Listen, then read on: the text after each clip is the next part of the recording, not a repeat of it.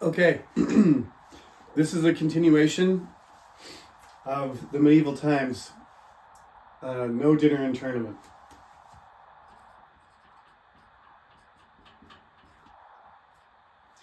This is part two. Okay, I've already done one lecture today, so we'll see how this goes. I would like just to take a moment. During COVID, 5 years ago, we're getting farther and farther away from that group of students who had to watch only these videos and do the whole class remotely. And it didn't seem as, I think it's worse now because I was doing it all the time, so I was more and more comfortable talking to a camera or talking to the wall. Now I just don't. Every semester it's hard to get into the groove because I only do this once a week usually. But I think this holiday has reminded me of COVID because it's just so rainy and dreary and gray. I hope you traveled to another country. I realized there's no Belgian students in this class. I have 3 Belgian students in another class, but what is this? Belgium? That's a joke about the weather in Belgium always being rainy and gray, because I once said something about Vancouver in Canada being rainy and gray, and then a Belgian student said, "Have you ever been to Belgium?" And I said, "Well, I figured it was just like a World War I thing," and they were like, "No, we have like 200 days of rainy-ish weather, cloudy, rainy-ish, drizzly weather. It's just pretty bleak." And now I get it because I'm missing my Korean fall. And London is like that too. Pretty far away from Belgium, I guess, but on the other side of the same body of water. So the North Sea is the same place, and it's a lot colder than it is the North Atlantic. On the north coast of Spain is warm, and that's where you get the Gulf Stream, the water from Mexico coming across, and you get English, weather being moderate, but typically cloudy and rainy. Supposedly Belgium's even, more of that. So it's never bothered me before, but I come from Canada where it's extreme weather all the time. It's either dry and hot or snowy and freezing, and the time in between kind of sucks. It's like cold, and spring and fall aren't great. Summer is the season, or winter if you're a hockey player. Okay, anyway, also I might add that I have no idea what this thing is. There's like an ice cream cone. I guess it's some kind of animal dog thing, and it's eating an ice cream cone, which is made with a duck. But the duck is kind of dancing around, but it's also part of the ice cream cone. Don't focus on that. That's just a drawing by my daughter, and I don't know what it's called. It says mandala.com on it. Well, I don't really know what it is, and I forgot to ask. So if you would like to find out what this thing is, I guess Koreans know. I don't. Has nothing to do with the lecture. What we need to talk about is how important the leadership of England is, and I want to point out some basic ideas. I mean, this is a cultural studies class, so some of the most important things in the class are sort of broad sweeps, of ideas that cover broad sweeps of the entire British and American culture, which is not easy to do. We talk about specific things in this course, but we need those sort of abstract ideas, and sometimes those are hard to explain or hard to understand until you get the details. And if you grow up with it, you just don't think about it. I think in some ways being a Canadian and looking at American culture and British culture is an advantage in that sense, because I'm also a foreigner, like you are, all of you. We don't have any Americans or British students in the class, thank God. Although I've had 2 Americans, and they that semester they were from New York, and they didn't know most of the stuff I was talking about. Like 90% of the course, they had no idea. They're very nice girls, and I kept asking them stuff, and they were like, "No, nobody taught me this stuff." So I don't know. You're going to get a different viewpoint if you talk to an American person reflecting on themselves. But sometimes you can't see clearly your own culture. Like, I didn't study Canadian stuff because I lived there and I am Canadian. So it is, it's like your first language. You just don't think about the grammar. You just do it. You just learned it when you were young, and your grammar hopefully isn't that bad. In your second language, you got to study grammar, usually. It's emphasized. And likewise, with culture, if it's your own culture, it's you're a native, you've got a native experience of it. So you don't have to think about it as carefully, or you don't even try. You just know.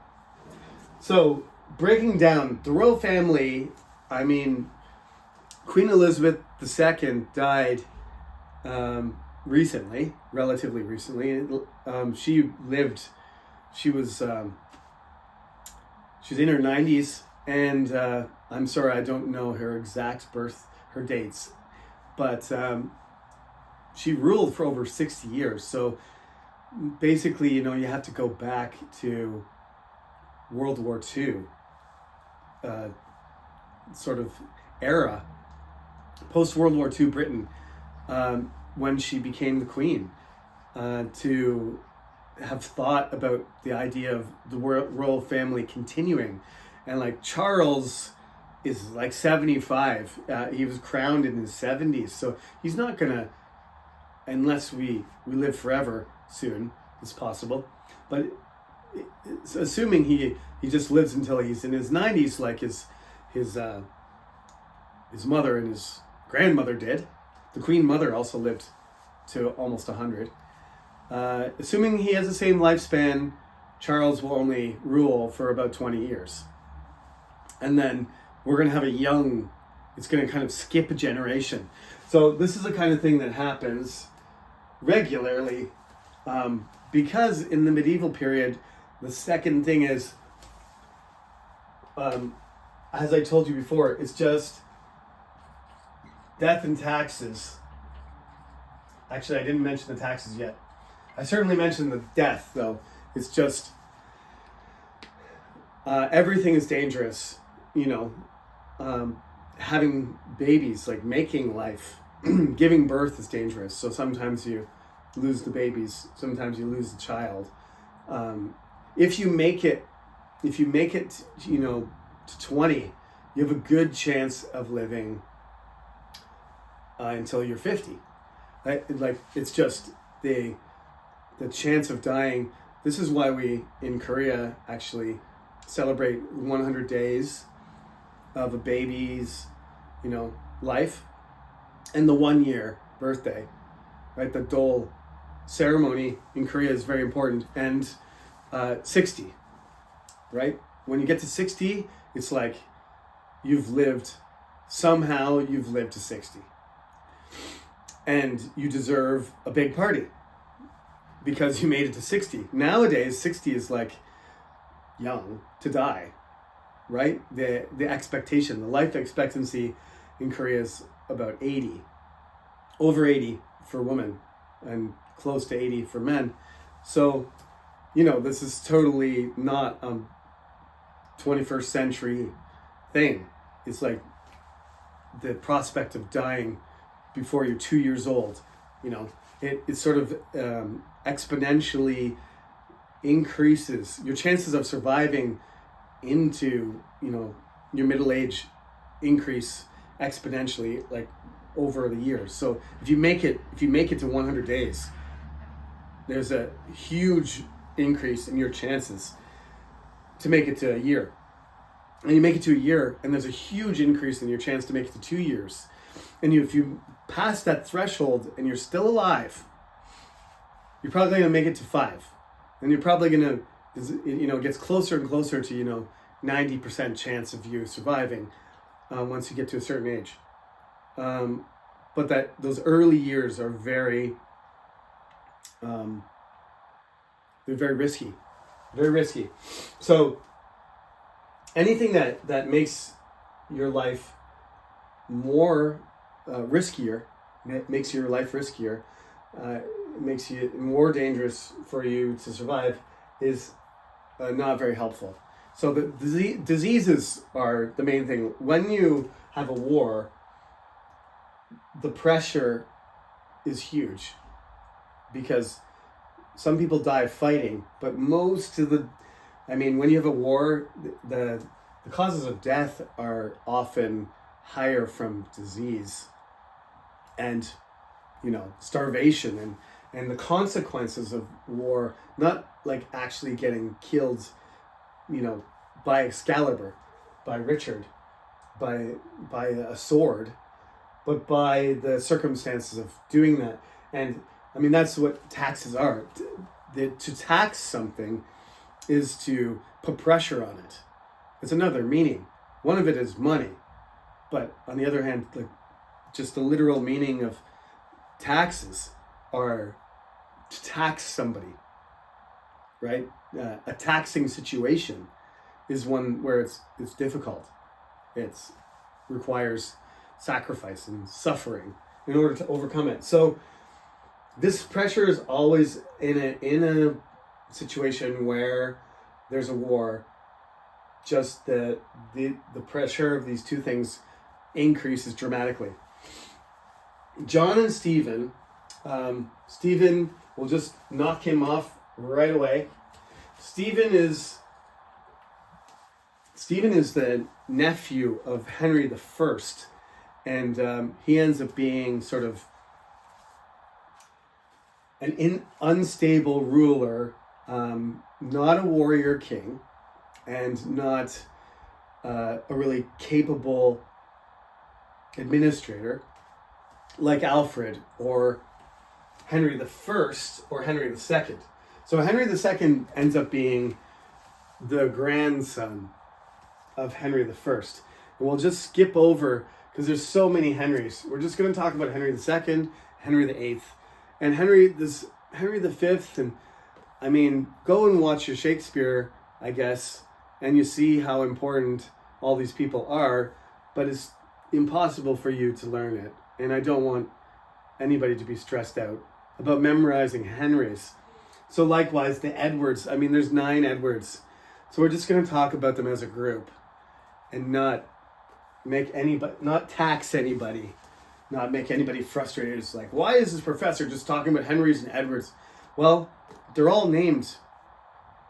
If you have a good one, it's good luck to name your son after yourself or after an ancestor who was good. John, bad guy.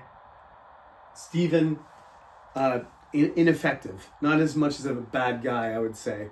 John was just a horrible person. Stephen was just ineffective. So anyway, Stephen, there's the anarchy of Stephen's reign. It's called the anarchy, which, if you know the meaning of anarchy, it means chaos. So there's just this chaotic, as I said, religion, part of something that relieves the pressure of deaths and taxes, is having religion, having the comfort of community and the support, and the direction and the reasons for things. Why do my children keep dying? Why is England losing every battle? Well, maybe it's because you're not paying enough taxes, or you're not going to church enough, you're not praying enough, God's angry at you. You're being punished. Maybe there's some sin that you need to search your soul. Like maybe you can do better. These are the kind of things that get these kind of ideas. Everybody, in very serious moments tries to find an answer for something. And the church is the source of lots of, ideas that could be the answers for you. Okay? So what do you have to do? Do you have to go to Palestine and fight? Or do you have to pray for forgiveness? Or do you have to do penance? There's various things people do, all kinds of different things. Do you need to donate money to the church? Do you need to do some kind of service, right? Do you need to help the poor more?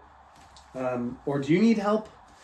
There's all these things. The church ties them all together. So that's the answer for British people who are living at that time. That's the answer. Stephen, when things are going badly, people look at the king just like people look at a president, or they look at their government and they say, okay, it's your fault. It's the leadership. It's not the church. It's not me. It's not actions taken by people here. The kingdom is sick because we have a sick leader, right? They were a reflection of each other. And so Stephen sort of gets forgotten. So you don't need to remember Stephen. Forget about him. But John, sorry, King John is very important. Because as I said, his older brother is Richard. And King John is nothing like Richard. He doesn't go abroad. He doesn't become a hero. He doesn't look like Arthur. He doesn't behave like Arthur. He's a selfish, greedy, sexual predator. He goes around stealing people's sisters and wives and daughters and stuff. And he takes their money, and then he goes to France, and then he loses. It's going to make anybody angry if you're abusing. If you're a sex offender. Again, this is kind of relevant to the American situation right now. If you just have a leader who's corrupt and selfish and greedy and does everything, it's going to, the whole system's going to start breaking down. That is King John. That is King John. And the result of that is the Magna Carta. Basically, at a certain point, all of the rich people, we call them the barons, right? They're representing themselves, but they're also representing generally the condition of England right now, which is it's falling apart. All the territories in France and Normandy, and Gascogne and everything, all this stuff is falling apart. Henry II is going to expand the empire to the point where it's an empire, almost. It's half France and half England. Scotland is independent and remains independent. That's an important thing to remember, is all the time that all of this is happening, Scotland is doing its own thing. England always tries to, kind of control Scotland, but they never conquer it. They try, but they don't. And Edward I, which is his nickname was Longshanks, Edward I. Remember the first Edward. My son's name is Edward, and hoping that he would be tall, I nicknamed him Longshanks, long legs, just like Edward I. Not really knowing that people from Wales and Scotland might not appreciate the name the same way. I do, and which is ironic because I'm part Irish and part Scottish and part English. So somewhere along the line, my ancestors were trying to kill each other, and somewhere along the line, they decided to get married. I guess that's pretty. I'm not clear on the details, but that's my genetics are what they are. I don't know what happened between them, but at some point there must have been some partnership or reconcilement between those people. But the Scottish were fiercely independent, so Edward tried to crush them, and they wouldn't be crushed. John likewise had problems with the Scots, had problems with Ireland, had problems. Henry II famously goes over to Ireland and puts pressure on the Irish to be part of the English, sort of influence he's created. So Henry II gets to the point where he's controlling all of northern France, Northern Ireland, up to the Scottish, borderlands of northern. He's controlling everything. The Welsh are under control too. They're sort of pushed into the corner where Wales is. That's the leftovers of the Celtic people that originally lived in Britain. Their culture is preserved, but eventually gets taken over by Edward I. So these Edwards and Henrys, it's hit and miss. You got like a good one and a bad one, and a good one and a bad one. It goes back and forth.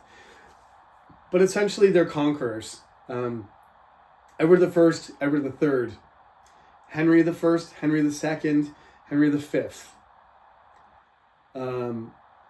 That's five. Five of them right there. Richard, the other powerful warrior king, that's six. So you've got six really good warrior kings in England, and then in between them you have a mess. Stephen and John. So in the book, you got to remember John. One way to remember it is there's no John II and there's no Stephen II. There's only two kings that never get their names repeated. That's King Stephen and King John. Because they were so bad that just naming them would be unlucky, right? Makes sense. So they didn't repeat those names ever. King John, being the rapacious king that he was, destroying his own country and being ineffective at fighting Philip, the guy that hated his older brother, Philip takes back all of the lands in France and pretty much kicks John right out. He spends a lot of money, lots of people die, and they lose. The barons don't like this. Plus, he's also stealing their women. Thus, King John, in 1215, is forced to sign the Magna Carta, which at the time doesn't really do a whole lot except for just point out that John is not chosen by God and not invulnerable, and that he's really the leader of the barons, and without the barons he's not going to have any money, and he doesn't have any money because he used it all and he lost death and taxes. So John really is, as opposed to William, because William is William the Conqueror, and he says all of England is mine and I give it back to the rich people, and I give 30% to the church, 30% to the rich people, 10% for the English who are already here, and I keep 30 for myself. Anybody doesn't like it, I'll kill you. That's William. 150 years later, his great-great-great-grandson or whatever, King John is pretty much begging, because he's not William. He doesn't win all his battles. He doesn't win the crown by, battle and then put castles all over the place that he controls. he's lost control of everything and he's stealing people's girls. So he becomes, he's taken down from his pedestal, his right of being king appointed by God. That's stripped of so he has to abide by the law. That's what it says. You're just a really significant baron, really. So you got to follow the law just like everybody else. You're not above the law. Nobody's above the law. The president is not above the law. The king's not above the law. God is, and God chose the king, but he didn't choose you, John. You are a bad king. So this is what you have to sign. He signs it, and then he immediately revokes it. So a year later, he's like, no, cancel that. I needed money. People were threatening me, so I didn't really mean it. So cancel it. So they do. The Pope is like, yeah, you can't question me. I'm the Pope. Just do what I say. I'm appointed by God. I do what I want. He agrees with John in that sense. But John has got a problem with the church too, because he's so bad that pretty much he's fighting with everybody all the time. So that's why there's no more Johns. Because he's just a toxic, terrible king. Nobody really likes him or speaks.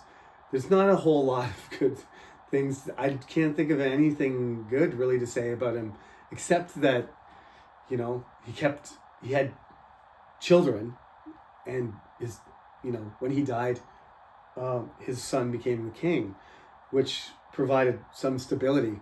And the kings that follow him will be better than him. So I guess that's the thing I can say. His kids and his grandkids, his great-grandchildren will be okay. Some of them more than okay. Some of them will be some of the greatest kings of all time. For example, Edward I is going to be descended from John. So what happened to John, I don't know. And that it doesn't matter why he is the way he is, but he's the fourth son. So he was not supposed to be the king, but he was Henry II's favorite. So maybe that made it worse. That's the only thing I can say. But Richard was king first, and then because Richard dies, John gets a chance, and he is just brutal. So the Magna Carta gets signed. Later, this will be considered the most important document in the creation of democracy, and the limitation of royal power in England, so that the king has to follow rules. In other words, what Canada has now is what we call a constitutional monarchy. There's still a king and queen at the top, but really they're just at the top, just observing. They don't have actual, power in any real sense. If they did use it, they would get it taken away. So they don't use it. So eventually it becomes a symbolic thing. Charles III can't control Canada at all. If he tried to, we would just cut him off and say, no, that's it. It hasn't been that long that we've become completely independent of the crown of England, but that is the case now. So this is all within the space of about a page. However, this whole situation, the royal family, death and taxes, the consequences of misrule, and accountability by the king, these are very, very important things which are essential to understanding how, the state, the culture and the state of Great Britain becomes what it is now. It's a long process, hundreds and hundreds of years, but 1215 is, you may recognize, about 810 years ago, that it was signed. So that was the beginning of the whole process. That was the beginning of the evolution. From there, we end up in the textbook going into the 13th century, and the 13th century has so many serious things happen that it gets its own lecture. Only the 13th century and the 16th century get that privilege of getting their own lecture. And then after that, things start to become more and more, we have more and more information, and I can explain more and more things. So the lectures have to be broken up. The 16th century might take more than one lecture. But anyway, the 13th century is one lecture by itself. The only one until we get to early modern England, which is Henry VIII, which I put here, the last Henry. He was, well, we can say good things and bad things about him, but generally he was the, I don't know, superpowered King John, pretty much. An out of control king, a tyrant. He's probably the most famous. If you know any kings of England, other than King Charles, the current one, King Charles III, you might know Henry VIII, mostly because his daughters. Queen Elizabeth is one of his daughters.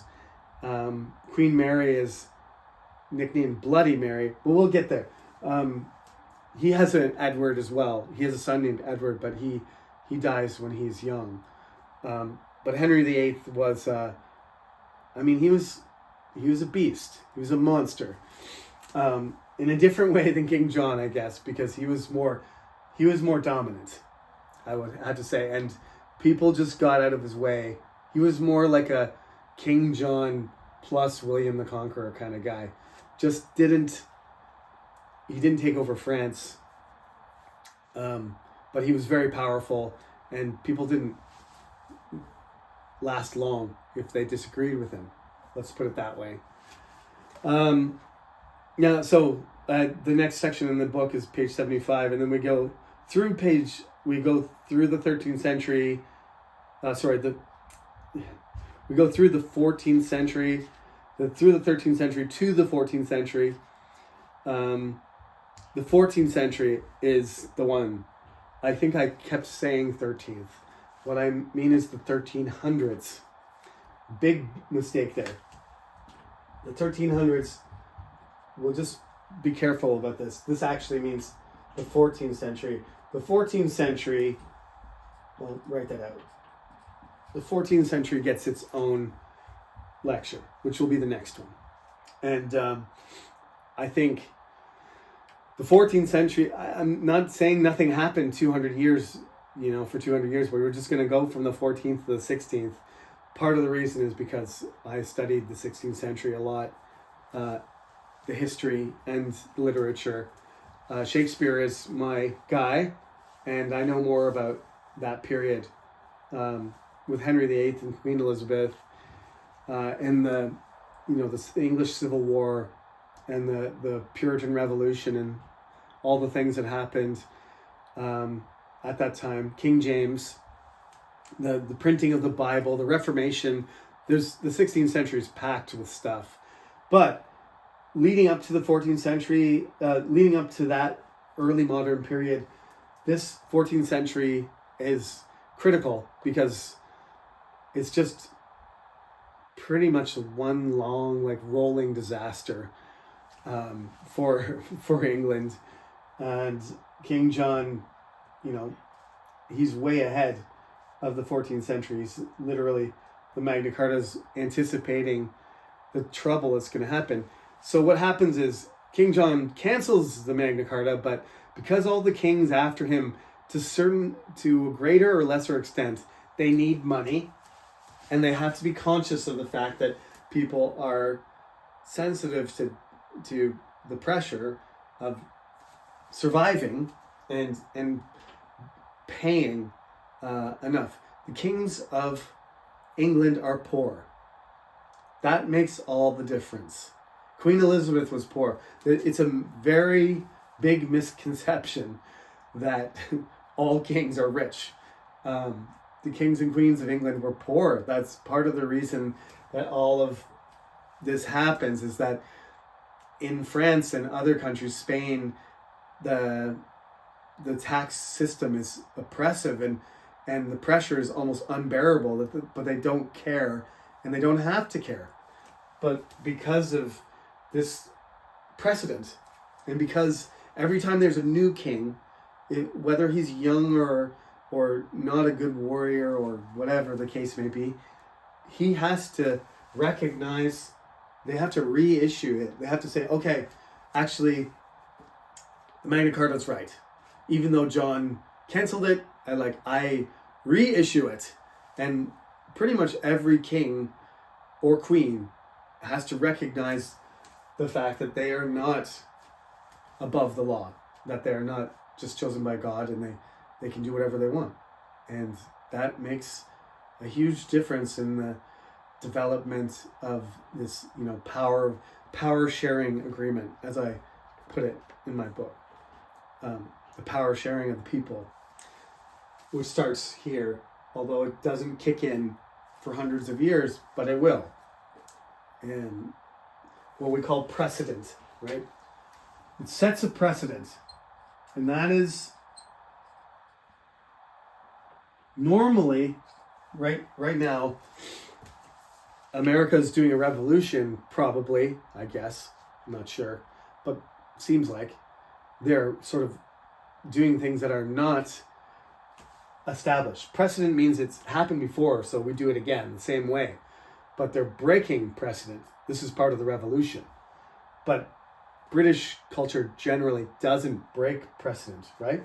Precedent means precede. So it happened before. So it's going to happen again. Unless you break it. Then you're starting a revolution. That's all I got for today. Thank you for listening. See you again soon.